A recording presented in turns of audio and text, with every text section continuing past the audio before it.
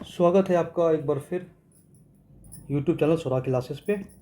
हम लोग क्लास 8 के हिस्ट्री को पढ़ रहे हैं, जिसमें हम लोग आज क्वेश्चन आंसर का सेशन रखे हैं चैप्टर 3। इससे पहले हम लोग चैप्टर 2 का क्वेश्चन आंसर का सेशन किए हैं और चैप्टर 2 और चैप्टर 3 को हम लोग अच्छे से पढ़ चुके हैं, हर एक टॉपिक को समझ चुके थे और हर एक टॉपिक में विस्तृत चर्चा हम लोग कर चुके थे। एनसीईआरटी के बुक से भी आप लोग चर्चा को देखे थे, बुक के चीज़ों को समझे थे।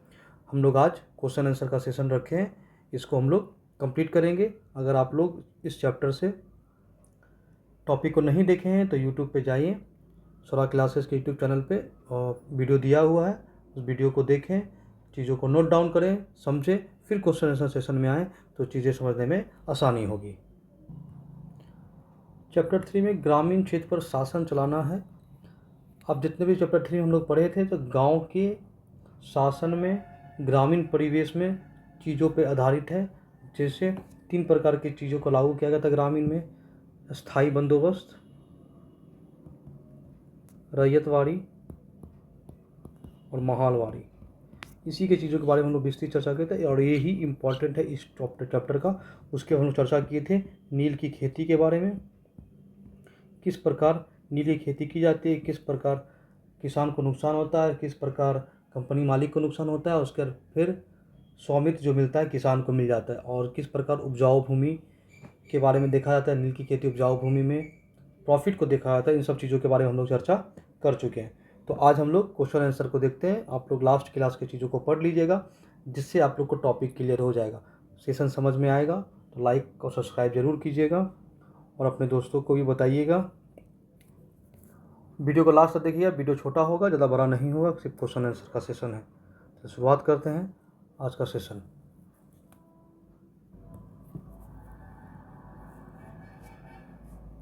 अध्याय का नाम है ग्रामीण क्षेत्र पर शासन चलाना, मतलब गांव के क्षेत्रों में शासन चलाना। पहला क्वेश्चन हमारा है मैच द फॉलोइंग, जोड़ों का मिलान करें। एक तरफ दिया हुआ रैयत, महाल, निज, रैयती। दूसरे दिया ग्राम समूह, किसान, रैयत की ज़मीन पर खेती और बागान मालिकों के की अपनी ज़मीन पर खेती। आप इसको कमेंट बॉक्स में आंसर दीजिए, आपको समझ में आएगा। एक, जैसे इसको 1 2 3 4, इसको A B C D। अब अपना आंसर कमेंट बॉक्स में, 1 का A, B का अगर C है तो B का C देंगे, सॉरी 2 का C देंगे, 2 का अगर C है तो C देंगे, 3 का अगर D है तो D देंगे। जैसा भी होगा आप कमेंट बॉक्स में आंसर को जरूर लिख के हम लोग समझने की कोशिश करते हैं। रैयत है तो रैयत किससे जुड़ा हुआ था, तो बताएंगे आप लोग रैयत किससे जुड़ा हुआ था। तो रैयत जुड़ा हुआ था किसान से। इसका आंसर क्या होगा, किसान। इसका आंसर क्या होगा, किसान। आप समझ पा रहे होंगे, टॉपिक पढ़ा हुआ है इसलिए आसानी होगी चीज़ों को जानने में। तो रैयत की तरफ हम लोग आगे बढ़ेंगे तो रैयत क्या होगा, किसान से। 1 का B हम लोग यहाँ पे लिखते हैं, 1 का B। दूसरा है महाल। महाल किससे जुड़ा हुआ था, महाल क्या था, महाल महाल क्या था बताइए। ग्राम समूह को गांव के लोगों के द्वारा जो कर वसूली करने का जो काम दिया गया था, किसके द्वारा, हॉल्ट मैकेंजी के द्वारा दिया गया था। महालवाड़ी पर किया गया था हॉल्ट मैकेंजी के द्वारा। कब किया गया था, कमेंट बॉक्स में दीजिए, कब किया गया था, 1822 में। तो महाल, ग्राम समूह, तो B का आंसर होगा, 2 का आंसर होगा A। तीसरा है निज। निज मतलब क्या था, निज मतलब ही लगते निजी, अपना। तो निज का क्या होगा, ये होगा बागान मालिकों की अपनी ज़मीन पर खेती। तो 3 का लिखेंगे D। अब 4 बचता है रैयती। रैयती में तो रैयतों की ज़मीन पर खेती। एग्जाम में भी अगर ऐसा क्वेश्चन आएगा तो आप कर सकते हैं, मिला लीजिए रैयती, रैयतों, निज मतलब बागान मालिक अपने ज़मीन पर खेती, महाल मतलब ग्राम समूह और रैयत मतलब किसान। तो 4 का आंसर क्या हो जाएगा, C। ऐसे करके लिखेंगे तो आपको समझ में आएगा। हम लोग आगे बढ़ते हैं, आंसर देख लीजिए, पहले बता दिए रैयत किसान, महाल मतलब गांव या गांव का समूह, निज मतलब बगान मालिक अपनी ज़मीन पर खेती, और रैयत मतलब रैयतों की ज़मीन पर खेती। आंसर हो गया। अगला है फिल इन द ब्लैंक्स, रिक्त स्थान को भरिए। आप लोग देख रहे होंगे अपने स्क्रीन पे रिक्त स्थान को भरना दिया हुआ है। सबसे पहले यूरोप में बोर्ड उत्पादकों को डैश खाड़ी स्थान से अपनी आमदनी में गिरावट का खतरा दिखाई देता है। किस चीज़ से? ऐसा कौन सा चीज़ था जिससे उनको अपनी खतरा हो रहा था? तो आप देखेंगे बोर्ड के बारे में चर्चा किया गया था। सबसे पहले किससे खतरा हो रहा था? तो नील की खेती से। नील की खेती इसको नुकसान पहुंचा रहा था, नील की खेती। दूसरा, 18वीं सदी के आखिर में ब्रिटेन में नील की मांग डैश के कारण, मतलब रिक्त स्थान के कारण बढ़ने लगी। खाली स्थान किस कारण बढ़ने लगी थी? ऐसा कौन सा काम हो रहा था जो बढ़े? तो वहाँ पे क्या था? सूती वस्त्र का उत्पादन बढ़ रहा था। तो सूती वस्त्र को रंगने के लिए, रंगाई के लिए हम लोगों को नील की खेती की आवश्यकता थी। तो क्या होगा यहाँ पे? सूती वस्त्र उत्पादन में वृद्धि। सूती वस्त्र उत्पादन में वृद्धि। नीचे लिखा है, आप लोग कर लीजिएगा। ग नंबर है डैश की खोज से नील की अंतर्राष्ट्रीय मांग पर बुरा असर पड़ा। सीधी सी बात है, औद्योगिक क्रांति का दौर आना शुरू हो गया, औद्योगिक क्रांति में वृद्धि होने लगा। तो जब चीज़ें फैक्ट्री में बनने लगेगी, जब चीज़ें कम लागत में मिलने लगेगी, बिना क्या कहते हैं, खेती के उपजने लगेगी, सिंथेटिक मिलने लगेगी, तो क्या होगा? आर्टिफिशियल रंग मिलने लग गया। तो क्या होगा? हम रंगों पर डिपेंड नहीं हो गए। क्या होता था पहले के ज़माने में? जो रंग का काम किया जाता था वो फूल की पंखुड़ियों से निकाला जाता था, जिससे डाई किया जाता था। लेकिन जैसे जैसे आर्टिफिशियल कलर मार्केट में आया तो हम लोग क्या करते हैं? आर्टिफिशियल कलर करते हैं जो आसानी से हम लोग को मिल जाता है। उसी तरह से सिंथेटिक रंगों की खोज से नील की अंतर्राष्ट्रीय मांग में बुरा असर पड़ा। चंपारण आंदोलन डैश के खिलाफ था। तो बताएंगे चंपारण किसके खिलाफ था? नील के बगान के मालिक तिनकठिया प्रणाली के विरोध था। तिनकठिया प्रणाली नील के बगान मालिकों के विरुद्ध था। तिनकठिया प्रणाली भी आप बोल सकते हैं। चंपारण आंदोलन के बारे में आप अगर जानेंगे, चंपारण आंदोलन कब शुरू किया गया था? चंपारण आंदोलन 1917 में शुरू किया गया था। किसके द्वारा शुरू किया गया था? गांधी जी के द्वारा। तो चंपा आंदोलन देख लीजिए, चंपा 1917 में गांधी जी के द्वारा पहला सत्याग्रह भारत में। किसके कहने पे गांधी जी आए थे? राजकुमार शुक्ल के कहने पे। शुक्ल के कहने पे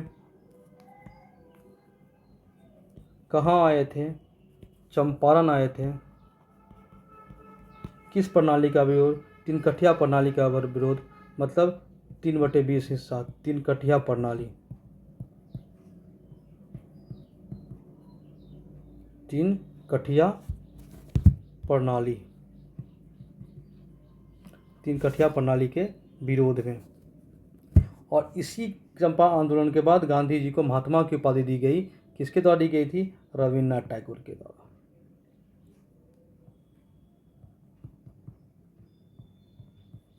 नाथ टैगोर के द्वारा। चीज़ों को जोड़ के समझा रहे हैं इसलिए आपको समझ आए। ये बहुत इंपॉर्टेंट है चंपारण सत्याग्रह। अब 10th में भी जाएंगे तो इससे क्वेश्चन 100% आएगा ही आएगा। 12th में भी क्वेश्चन आएगा। ये बहुत इंपॉर्टेंट है। चंपारण आंदोलन, चंपारण सत्याग्रह गांधी जी के द्वारा भारत में पहला सत्याग्रह किया गया था 1917 में। कहाँ? बिहार के चंपारण में। आगे बढ़ते हम लोग, तो आप देख लेंगे आंसर लिखा हुआ सिंथेटिक रंग नील बगान मालिकों के खिलाफ। आगे आते हैं हम लोग, क्वेश्चन पे आते हैं। अस्थाई बंदोबस्त के मुख्य पहलू का वर्णन कीजिए। क्वेश्चन दिया हुआ है अस्थाई बंदोबस्त के मुख्य पहलू का वर्णन कीजिए। तो क्या था अस्थाई बंदोबस्त?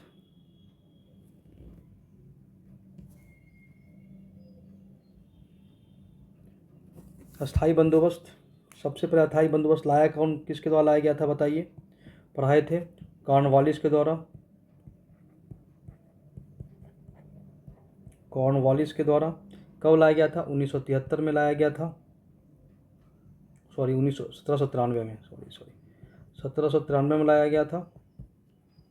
कहाँ था? बंगाल, बिहार, उड़ीसा। ये 3 जगह में लाया गया था अस्थाई बंदोबस्त। इसमें क्या था कि टैक्स फिक्स रहेगा, फिक्स टैक्स। आगे बढ़ते हैं। अस्थाई बंदोबस्त के अनुसार राजा और तालुकदारों को जमींदार के रूप में मान्यता दी गई। उन्हें किसान से राजस्व संग्रह करने की जिम्मेदारी दी गई। भुगतान किए जाने वाली राशि अस्थायी रूप से तय थी, इसलिए इसे अस्थाई बंदोबस्त रखा गया। क्यों अस्थाई बंदोबस्त रखा गया था? क्योंकि भुगतान का जो राशि था बिल्कुल अस्थायी था। अगर 5 रुपये आपसे लेना है तो आपका फसल का अच्छा हो खराब हो उससे मतलब नहीं, हमको 5 रुपया ही चाहिए। सांकेतिक रूप में बता रहे हैं 5 रुपया, सांकेतिक रूप में बताया गया 5 रुपया, 5 रुपया नहीं, फिक्स अमाउंट था, उसको आपको देना पड़ेगा, इसलिए इसका नाम अस्थाई बंदोबस्त कहा गया। किसके द्वारा लाया गया? लॉर्ड कॉर्नवालिस के द्वारा लाया गया। कब लाया गया? 1793 में लाया गया। किसके द्वारा? कहाँ कहाँ? बंगाल, बिहार और उड़ीसा। उड़ीसा आप लोग ऐसे भी लिखते हैं। क्या था इसमें? टैक्सेशन फिक्स था। आगे बढ़ते हम लोग। महालवारी व्यवस्था और अस्थाई बंदोबस्त मुकाबले कैसे अलग थे? हम लोग 3 पढ़े थे, अस्थाई, रैयत वारी और पढ़े थे हम लोग महालवारी। आपसे 2 पूछ रहा है, अस्थाई और महालवारी। हम लोग पहले देख लेते कहाँ किसके द्वारा अस्थाई बंदोबस्त? 1793 में लॉर्ड कॉर्नवालिस, रैयतवारी 1820 में थॉमस मुनरो के द्वारा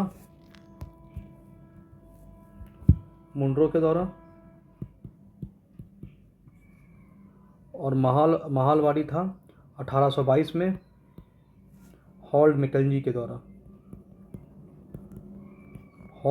द्वारा। तो बता दी इसमें क्या था? फिक्सेशन था, फिक्स था टैक्स। आगे बढ़ते हम लोग देखते हैं।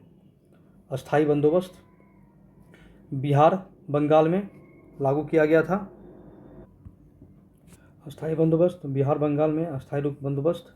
महालवारी गंगा घाटी पश्चिम बंगाल उत्तर पश्चिम प्रांत मध्य भारत के कुछ हिस्सों में पंजाब में शुरू की गई थी। कब किया गया था? 1793 में 1822 में। ये किसके द्वारा किया गया था?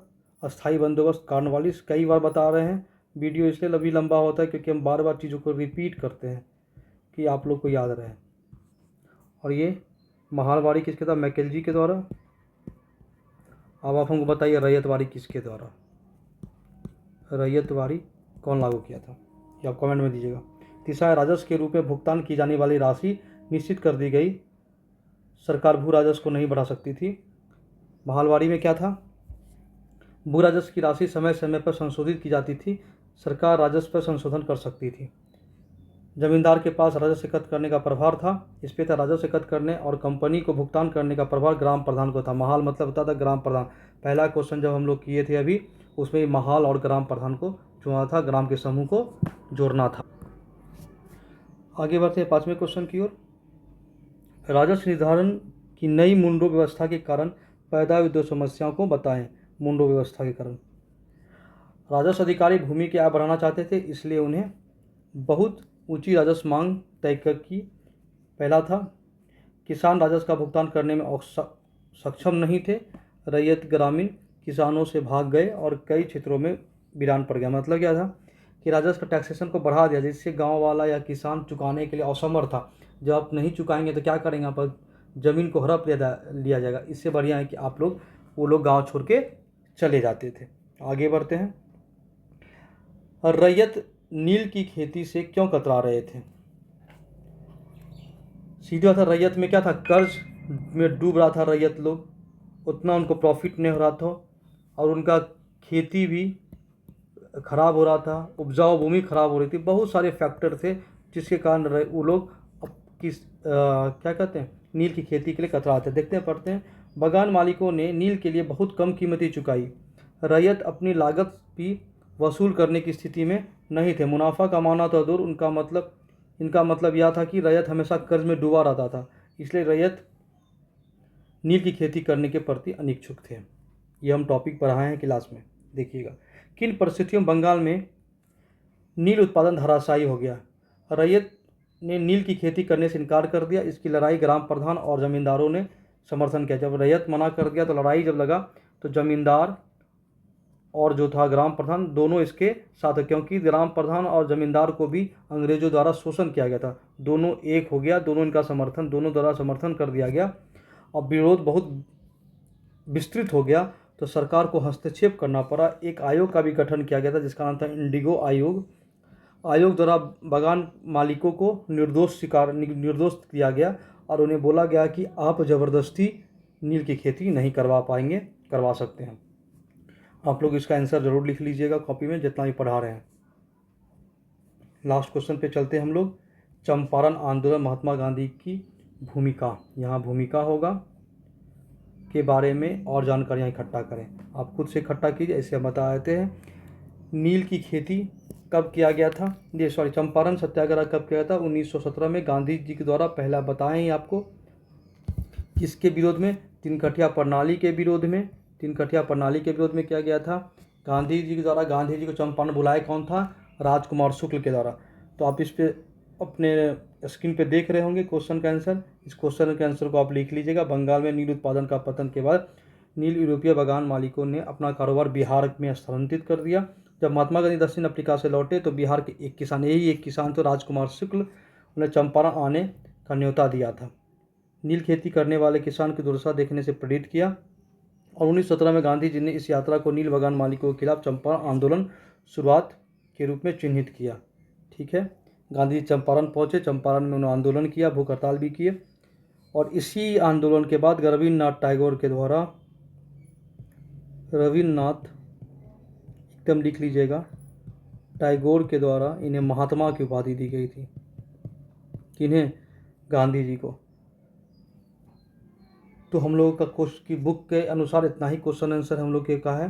हम लोग क्वेश्चन आंसर को कर लिए हैं। आप लोग जाके प्रीवियस क्लास को पढ़िएगा, चीज़ों को समझिएगा, क्वेश्चन आंसर को नोट डाउन कर लीजिएगा। बहुत बहुत इंपॉर्टेंट है। अस्थाई बंदोबस्त, माहलवाड़ी बंदोबस्त आने वाले एग्जाम के लिए बहुत इंपॉर्टेंट है, ज़रूर लिख लीजिएगा। आप लोग वीडियो को लास्ट तक देखिए, क्वेश्चन का आंसर दीजिए। जब हम बोल रहे हैं कमेंट बॉक्स में आंसर दीजिए, उसका आंसर ज़रूर दीजिए। आप लोग चीज़ों को समझ रहे होंगे, उम्मीद करते हैं आप लोग अच्छे से होंगे। आज की क्लास को यहीं पे समाप्त करते हैं। अच्छे से रहिए, बहुत बहुत धन्यवाद।